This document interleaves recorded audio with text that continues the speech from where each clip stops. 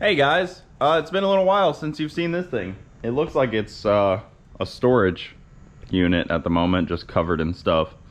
This cooler's been strapped on here for a while. It's probably... Ooh, it's pretty ripe smelling. I would not recommend. The other day, Halloween, me and Bronte took this out because our neighborhood does like trick-or-treating, I guess you'd call it. I mean, it's not like a Halloween thing, kids are trick-or-treating and stuff, so went and cruised around. Everybody was out on their golf carts. It's like a golf cart friendly neighborhood is what they call it. So side by side, it's just a golf cart with some extra fun, I guess. I don't know. So we took it out, cruising it. It drives good when you're like more than 50% throttle, but under 50% throttle and idling, it kind of like spits and sputters. So to me, that either seems like injector issue or there's like maybe water in the fuel. Water in the fuel would be completely expected in a way because I've had this thing underwater and it's just sat for so long. So I'm gonna try to pull the fuel out. For some reason I don't think these Talons have a drain plug on the fuel tank, which is crazy to me. You would think that an off-road machine would have a drain plug on the fuel tank, but it does not.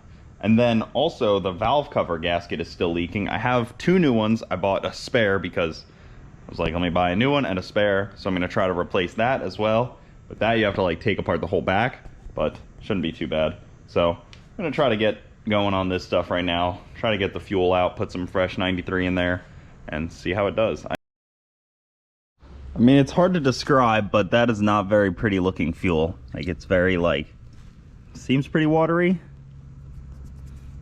I mean, it feels pretty oily, like some decent 93, but I don't know. It just does not seem like, doesn't seem like good fuel, so might as well just replace it.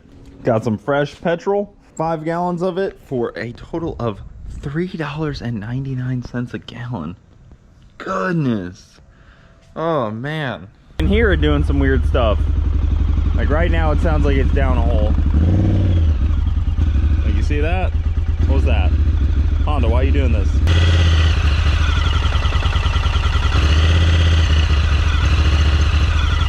Once again, coming to help. So I tried a little cocktail, if you will.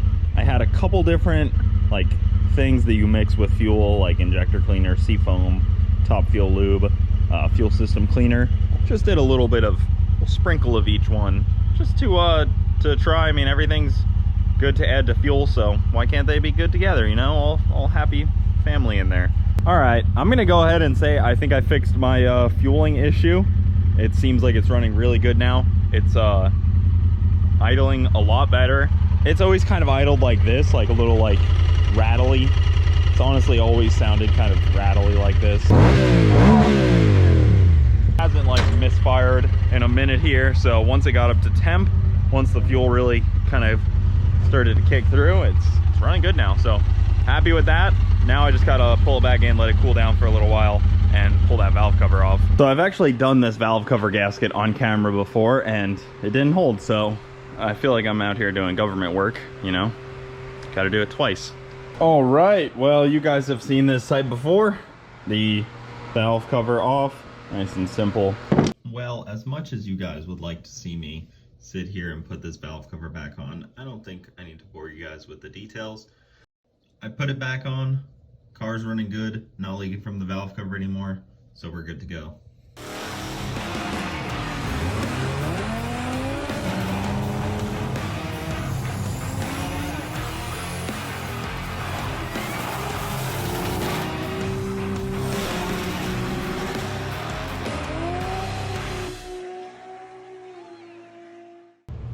Well guys, I got 2 awesome boxes here. I can't wait to go through them and show you guys some of the really cool stuff that we got. Really cool company that we're working with for Chip over here. So you guys know Chip. LSA blower, power glide, simple stuff, mostly GM parts. I'm trying to use mostly GM parts for motor and then mostly Ford parts. Not really, but kinda, because I want this car to be serviceable and field serviceable. Quick little rundown. Over here watching some live drag racing. X275 versus Hot Rod up at World Cup Finals. I love just listening to and watching drag racing when I work. It really kind of makes the work a lot more enjoyable, kind of pushes me a little bit more. All that good stuff. Camaro, or F-body, not a Camaro, but... Oh, blew the tires off. Big wheel stand, spun the tire, big backfire on the right lane. He's pulling over and stopping. Not looking good. Seven's gonna creep down the left-hand side of the racetrack. No, looking good, Josh. I really am excited to announce a partnership that I have for this car with the guys over at Boost District. Now, the owner of Boost District, we talked way back when I first did the supercharger on to the V1, and he had just started the company, like literally just started it, and now he's grown this company into a pretty large company. They are making their own blowers. They just did the first positive displacement supercharged C8 Corvette. It's his personal car and it's really awesome. He does a lot of LSA stuff. LSA was how he started, was his like bread and butter. A lot of the G8 guys would know him. Those guys decided to come on board for the chip build, and you know, we could have gone crazy with it. We could have gone simple. We kind of went in between. A lot of OEM GM stuff and then some aftermarket. So the goal for this car is serviceability in the field. So I wanted to use things that were attainable. So we did Boost District superchargers. They were at SEMA this week. So we did a OEM CTSV water pump, brand new from GM. He's got these ready to go, so in a pinch I could always just get one from him, find one at an auto parts store, who, you know, you never know. And then we did a CTSV alternator so that it keeps it simple, like I was saying, just simple. And then we did a power steering delete bracketry, so that stuff's all nice and simple. HD tensioner, and I shouldn't deal with any belt issues because all of this stuff is GM.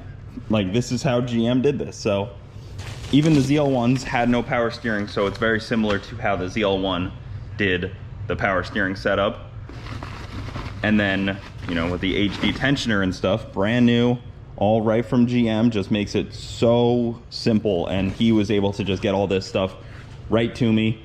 The balancer is not here yet, so we can't put all this stuff on until the balancer's on, because I have to loosen the front cover and center the balancer on and then tighten the front cover so that I'm not just crushing this seal, because you want the balancer on when you the balancer kind of centers this, and if this isn't centered, then you're gonna crush your front main seal. So this is the stuff that's going on. I'm gonna lower the car down and do some test fitting, see how the power steering goes on and everything, and then go from there. Huge thank you to Boost District. Really happy to be working with them. Definitely proud to put this banner on the car.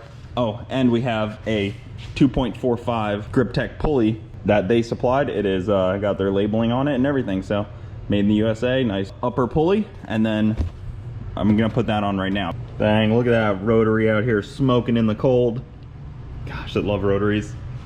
So if you guys don't know, this is the pulley I used to run, and it's set in so that I could run the factory CTSV accessories and then just run a 6-rib belt along with all the factory accessories. I didn't run a dedicated drive like the LSA normally has. So we're gonna be replacing that. I'm gonna pull this off and put the other one on. And I also use this setup on the Camaro with just the 6-rib.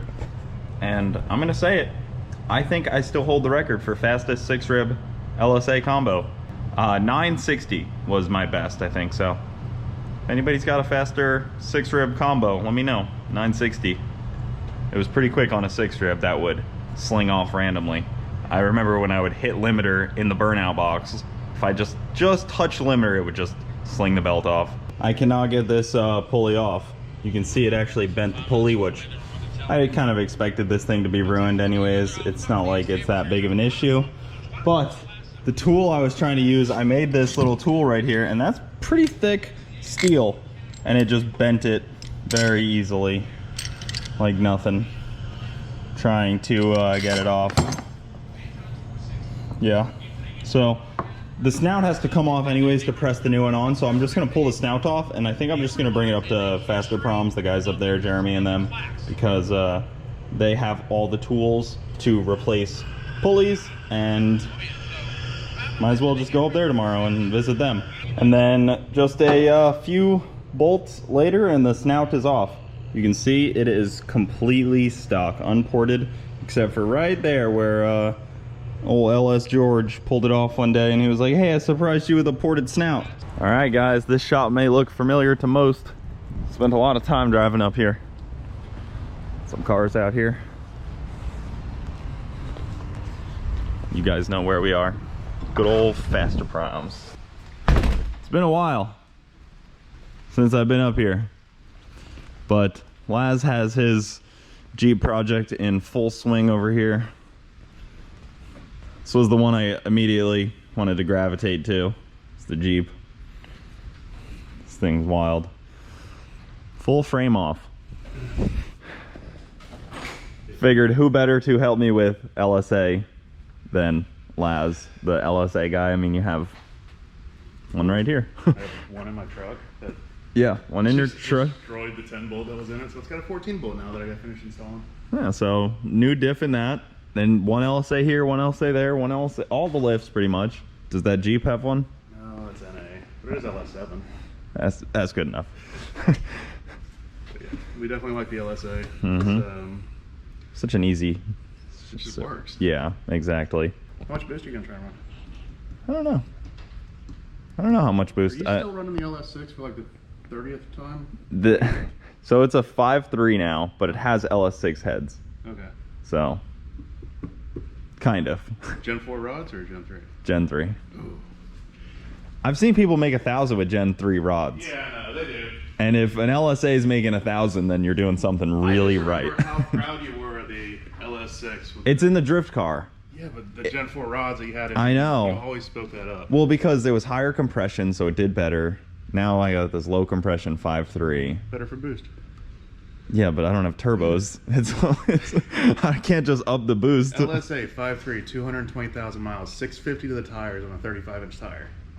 Yeah, so if I make that in a 3,000-pound car with a power glide, that's like a 9.0 car. Yeah.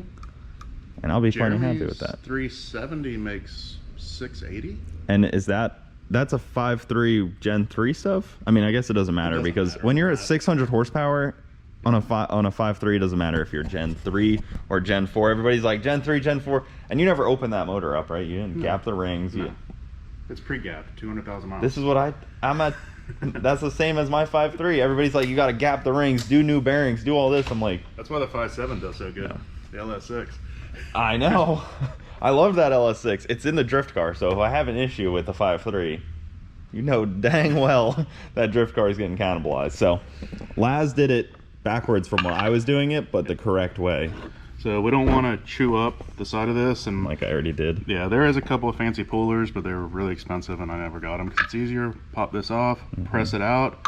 You can check the bearings at the same time if you want to replace them. Put new bearings in it, and we're gonna put the shaft in the press the pulley off the shaft, and go that route.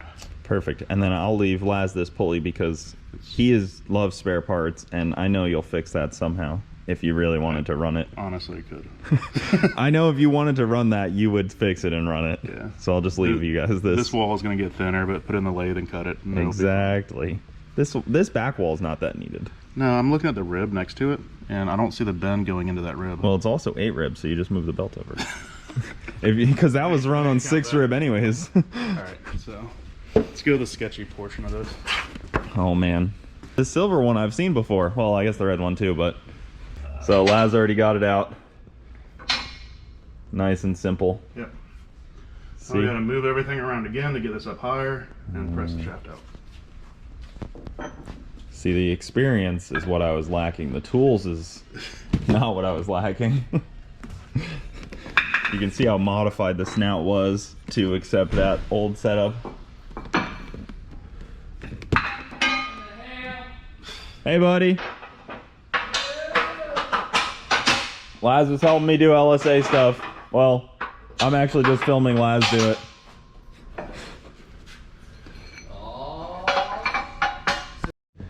Well, it's on. Laz was making fun of me for having a spray painted black blower.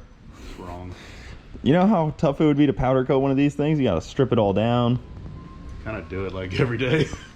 Oh, I didn't want to strip it all down. Well, when you decide to make some power and you want it ported, Yeah, that's where we'll talk. Bring it to It was ported right there. like one spot. Yeah, George was like, hey, I'm gonna port it for you. I'm like, oh, you pulled it off for that? So there it is, it's on. Hopefully it's strong. A lot of the material's been taken off. That'd be fine. Yeah, all right. Should be good. Laz pressed this thing on, made easy work of that. Huge thank you to Laz and the guys over at Faster Proms. Jeremy's not even in town, is he? No. I didn't even call him to tell him I was coming up here. It was too early for him anyways. True. So, thank you guys. Good luck with that thing. Yep. Let's go make some power, right? Yeah.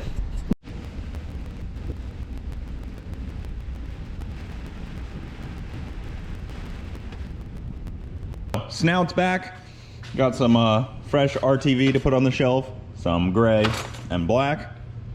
I need to throw some paint on this because it's missing some paint right there, because the old pulley came all the way down, but now this is the correct way to do it instead of how we had it before. So I mean, not incorrect, but this is the way that GM designed it. So I'm gonna tape off this stuff and then just throw a little paint on there.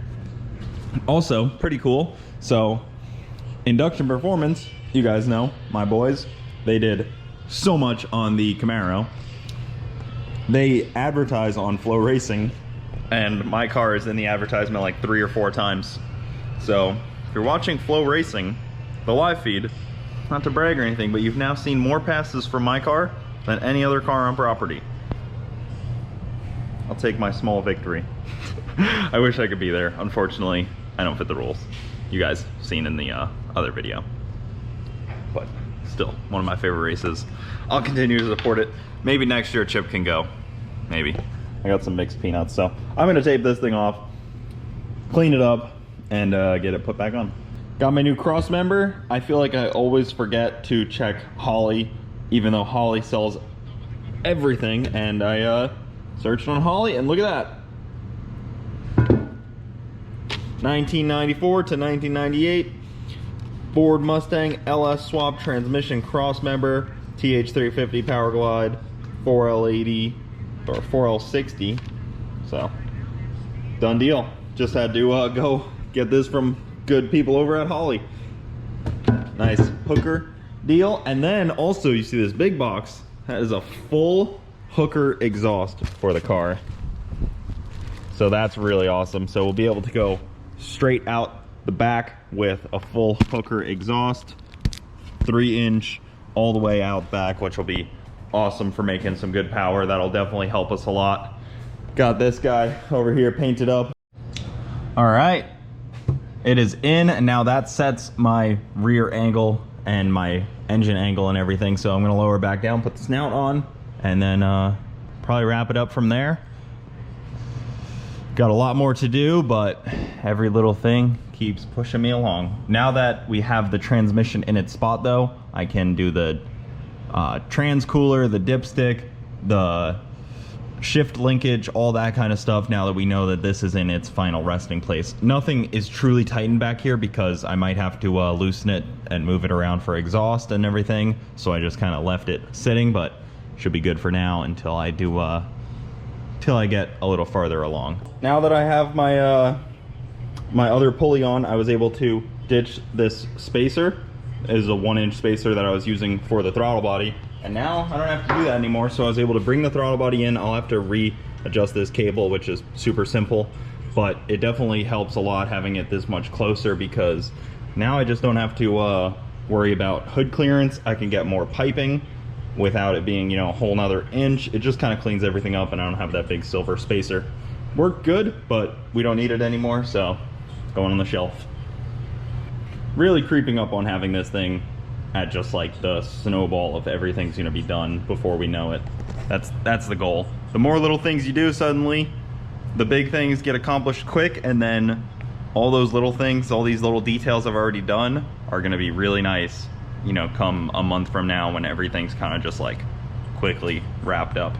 So really excited, really happy about this thing's progress. I'm gonna leave it here though, guys. Thank you so much for watching. Keep it saucy. I'll see you next time.